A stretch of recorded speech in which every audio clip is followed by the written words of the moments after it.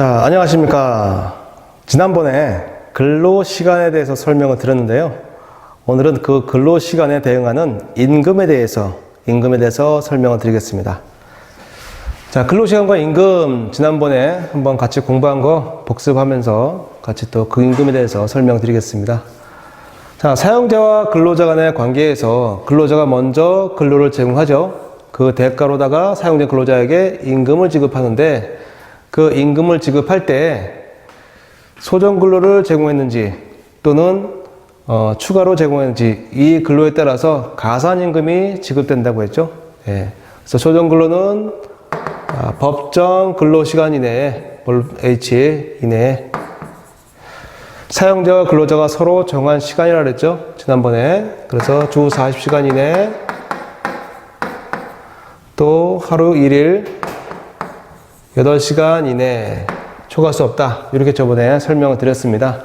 그리고 이 소정 근로 시간이 정해졌으면 그 다음에 연장 근로, 휴일 근로, 야간 근로 요거는 추가로 더 근로했을 때 지급해야 된다 그랬죠. 그래서 연장 근로는 이 법정 근로 시간 주 40시간을 초과했을 때 또 하루 8시간을 초과했을 때 둘 중에 어느 하나에 해당될 때 그때 연장 근로를 보고 연장 근로 했을 때는 그 시간은 일주일에 12시간 이내만 시킬 수 있고 그 12시간 이내에 만약에 연장 근로를 했다면 요거는 1.5배 가산 임금 지급 의무가 생긴다 이거죠.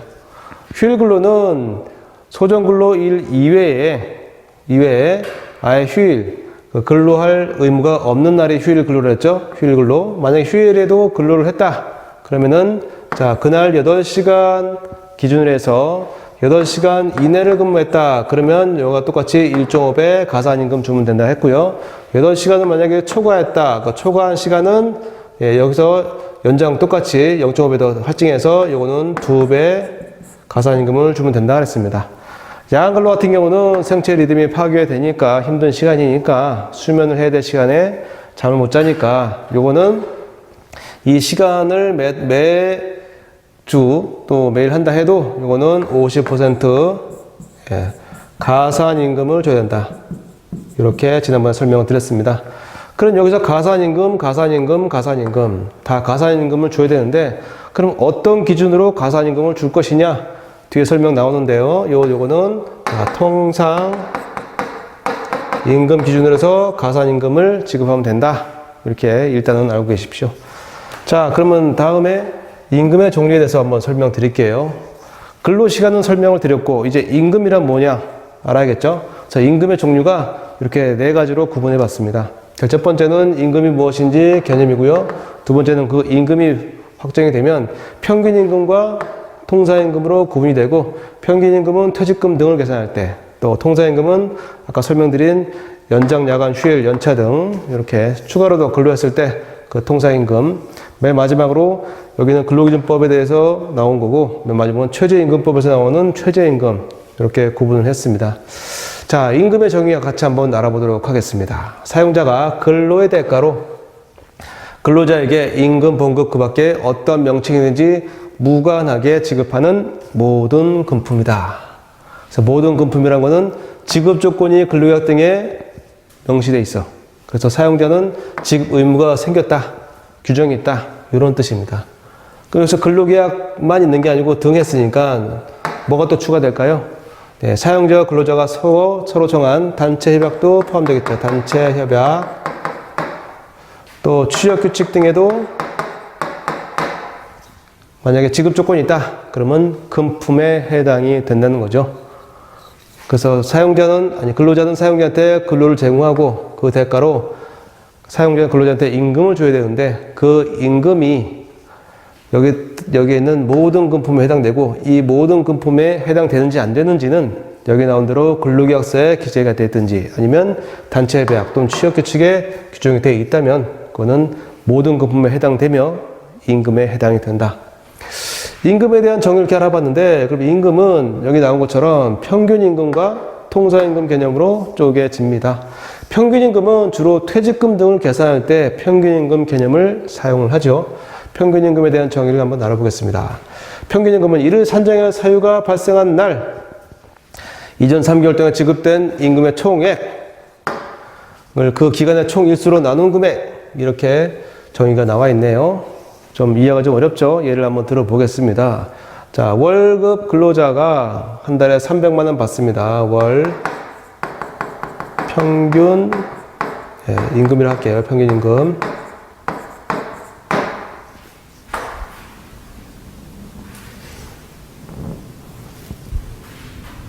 자, 월 평균 임금 300만 원 고정적으로 매달 받는다고 하겠습니다. 300만 원.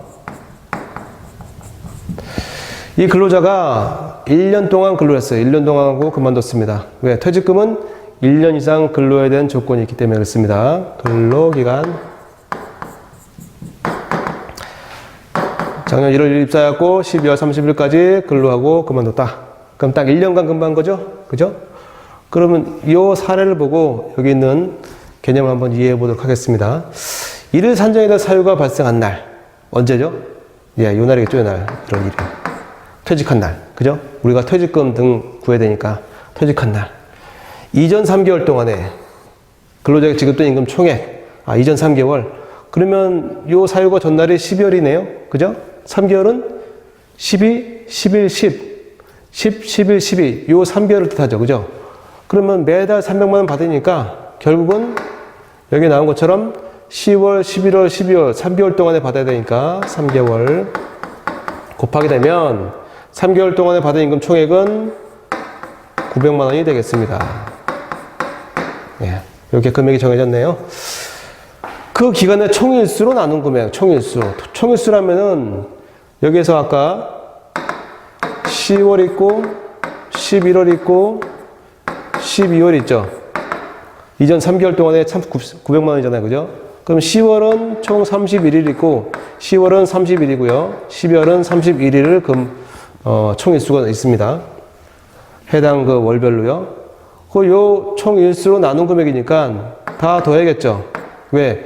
여기에도 300만 원을 3개월치 더했으니까 얘도 다 더해야겠죠. 그럼 요거는 92일이 나오게 됩니다.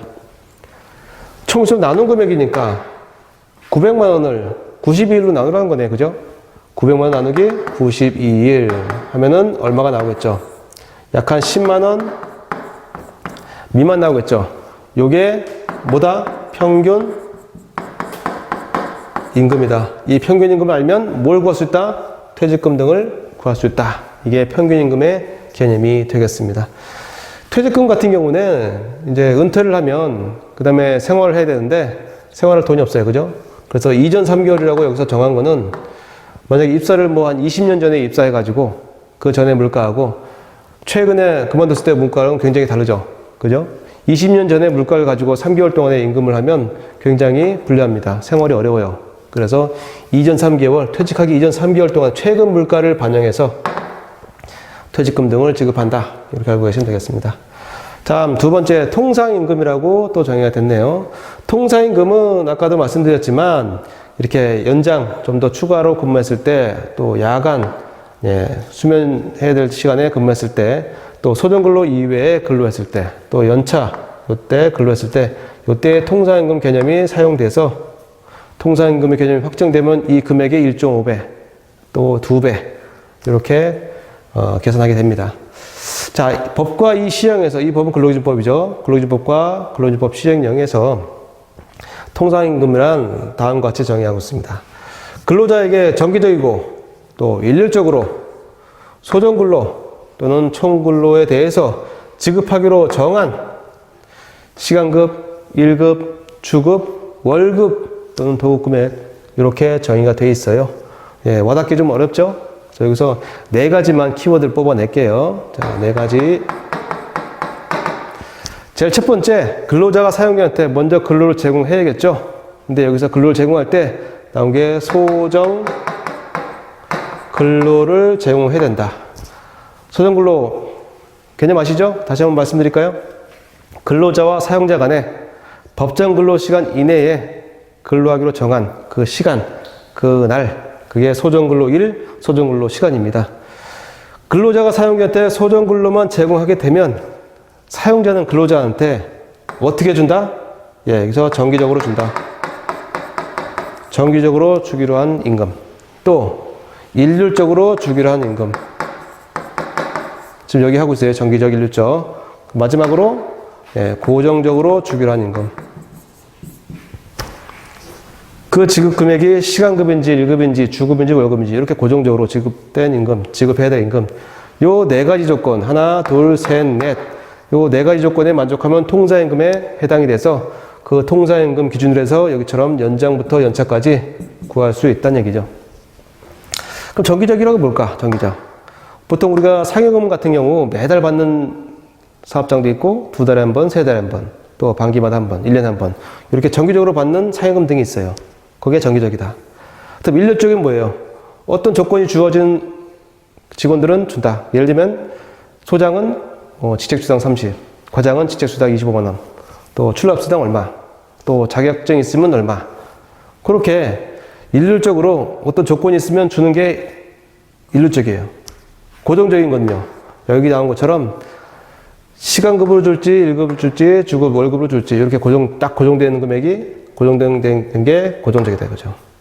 그래서 이 네 가지 소정근로만 제공하면 정기적으로 받든지 일률적으로 받든지 고정적으로 받든지 이 네 가지 조건에 만족하면 그거는 통사임금에 해당되고 통사임금에 해당되면 이 금액을 가지고 이렇게 할증해서 또는 해당 금액을 계산할 수 있다.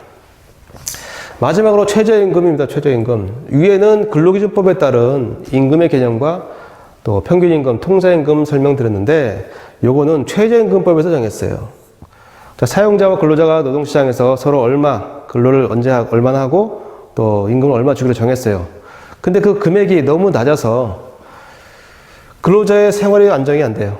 그죠? 노동력 질적으로 굉장히 낮아져. 그래서 이거를 국가가 나서가지고 금액이 너무 낮으니까 근로자 보호를 위해서 좀 더 높여줘라. 그게 최저임금이다. 최저임금. 그럼 최저임금 얼마로 정할 거냐? 얼마를 정할 건지 매년 8월 5일에 노동부에서 고시래요. 최저임금 결정합니다. 그 결정된 임금은 다음 연도 1년간 사용할 수 있는 게 최저임금이다 이거죠. 근로자 사용자 간의 노동력, 노동시장에서 정한 임금이 너무 낮을 때 국가가 나서가지고 너무 낮으니까 이만큼 줘야 돼. 정한 게 최저임금이다. 자, 위에 있는 임금하고 좀 개념이 다르죠? 그죠? 위에는 근로기준법, 밑에는 최저임금법. 이렇게 정리하시기 바랍니다. 자, 지금까지 근로시간, 임금의 종류 이렇게 설명드렸는데 이제 마지막으로 근로를 제공하지 않았으나 임금을 지급해야 될 의무가 있는 사항이 있다 이거죠. 근로를 제공하지 않았으나 임금을 줘야 된다. 이게 근로기준법에서 정했는지 아니면 노사가 서로 자율적으로 정했는지 따라서 그 내용이 있습니다. 자, 거기에는 휴일과 휴가의 개념이 있어요. 근로를 제공해야 임금을 받는 게 원칙이긴 한데 그거에 대한 예외죠. 자, 개념 볼게요. 휴일은 소정 근로일을 제외한 날 이외니까 제외한 날. 예를 들면 유급주휴가 거기에 해당됩니다. 유급주휴. 우리가 일주일을 하면은 일요일부터 시작해서 토요일까지 보통 일주일을 뜻하죠.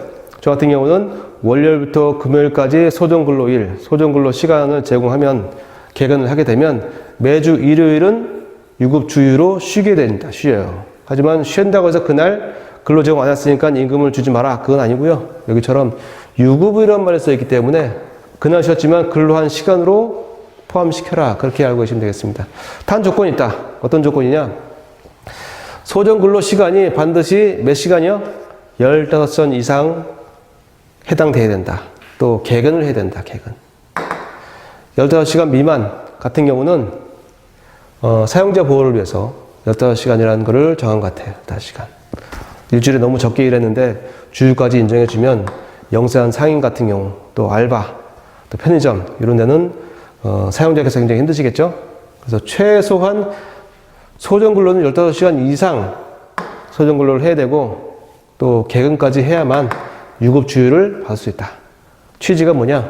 연속되는 근로로부터 피로회복과 건강을 유지하기 위해서 또 인간으로서 사회적 문화적 생활을 향유하기 위해서 유급주휴를 줘야 된다. 이렇게 알고 계시면 되겠습니다. 밑에 유급 공휴일과 유급 근로자들이 또 있는데 이거는 소정 근로를 원래 하게 돼 있지만 국가에서 이런 날은 쉬어라 하고서 정했어요. 이거 면제시켰어요. 유급 공휴일이 만약에 예를 들면 5월 5일 어린이날 또 대통령 선거날 뭐 이렇게 공휴일이 법에서 정했단 말이에요. 원래 뭐 수요일이나 화요일께 소정 근로일이 돼 있는데 그날이 만약에 걸리게 되면 그날은 법에서 정한 공휴일이다. 쉬어라 하는 날이다. 단 여기처럼 유급이다 이거 유급. 그날은 근로를 하지 않았지만 임금은 줘야 되는 그런 날이 된다 이거죠. 또 하나는 근로자 날이에요. 근로자 날. 매년 5월 1일을 근로자 날을 하고 그날은 유급으로 정해서 근로자 날 쉬지만 그날은 근로한 것처럼 근로시간에 넣어라. 그래서 법에서 정했다. 가행규정이다. 사용자와 근로자 간에 이 가행규정을 위반해서 이날 쉬지 못하게 하고 임금도 안 준다. 쉬지만 임금 안 준다. 절대 안 된다는 얘기죠. 자, 그러면 법정 휴일에 대해서 설명드렸는데 이제는 법정 휴가에 대해서 설명드릴게요. 개념이 얘랑 비슷해요. 소정 근로를 면제시켜준다. 얘도 소정 근로를 면제시켜준다. 개념은 똑같아요. 그죠? 둘 다 소정 근로 다 해야 되는데 면제시켜준 거예요. 근데 취지가 약간 달라요. 자, 연차 유급 휴가. 자, 연차라는 개념은 이제 뒤에서 나올 건데 근로 기간이 1년 미만일 경우에 1개월 기간이 나면 그 다음 달 초일부터 또 입사 날 또 1년간 그 기간 동안에 하루씩 이렇게 유급으로 쉬는 게 있습니다. 또 1년 이상 근무하게 되면 1년 동안에 80% 이상 근로하게 되면 15개 플러스 알파 그 유급 휴가를 줘야 된다 하는 법정 규정이 있어요. 그래서 연차는 휴가는 휴가인데 유급으로 줘라. 똑같이. 임금을 줘라. 근로는 안 했지만. 취지가 뭐라고요? 근로제공 의무가 있는 날을 면제시켜 주겠다. 그래서 정신적, 육체적 휴양 기회를 제공해 주고 또 문화적 생활을 향상하기 위해서 연차 유급 휴가라는 제도를 도입했다. 여기 있는 유급주의와 여기 있는 연차 유급 휴가가 굉장히 비슷하죠? 근데 얘는 근로 기간이 뭐 1개월 개간이라든지 또 1년간 80% 출근 이런 개념이 없이 이렇게 소정근로 15시간 이상 개근하게 되면 주는 게 유급주의고 얘는 다시 말씀드리면 1년 미만 근로자가 한 달 개근하면 하루씩 나오는 거 또 1년 이상이면 15개 나오는 거 그런 조건에 만족해야 주는 게 연차 유급 휴가다. 그럼 밑에 생리휴가라는 것도 법정 휴가에 있어요. 생리휴가. 자, 남성은 빼고 여성 근로자만 해당돼요. 여성 근로자만. 월 1회. 여성 근로자가 사용자한테 청구를 하게 됩니다. 청구해서 하루 휴가를 가게 됐는데 근데 여기는 유급이 있고 이건 유급이 안 붙었죠. 그럼 뭐란 얘기예요? 이거는 무급이란 얘기예요. 오늘 휴가를 갔는데 오늘 쉬었습니다. 그러면 우리가 근로를 제공해야 임금이 나온다 그랬죠? 근데 근로 제공 안 했어요. 당연히 무급이니까 그날은 근로시간에서 빠진다 이거죠. 빠진다. 그럼 무슨 차이가 있느냐? 예. 그럼 이거 빠지면 유급주의도 빠지냐? 왜?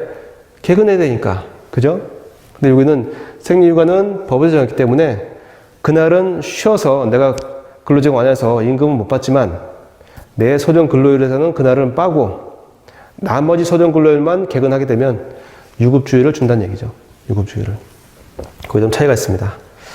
자, 지금까지 법정 휴일과 법정 휴가에 대해서 설명드렸는데 이젠 약정 휴일과 약정 휴가 설명드릴게요. 밑에 자율이라고 썼습니다. 자율. 위에서는 국가에서 정했습니다. 무조건 지켜야 되는 강행 규정이에요. 그러면 밑에는 뭐예요? 약정은. 여기는 임의 규정이에요. 회사에서 단체 협약이나 근로계약이나 아니면 취업규칙에서 약정 휴일 휴가를 정해서 우리는 법정도 지킬 거지만 약정은 추가로 더 근로자를 위해서 또 제도를 만들었어. 근로자의 복리 후생을 위해서. 이렇게 법정이 아니고 약정도 할 수 있다 이거죠. 자, 약정 휴일을 보면 법정 휴일 이외에 유급을 할지 무급을 할지 휴일로 정할 수 있다는 얘기죠.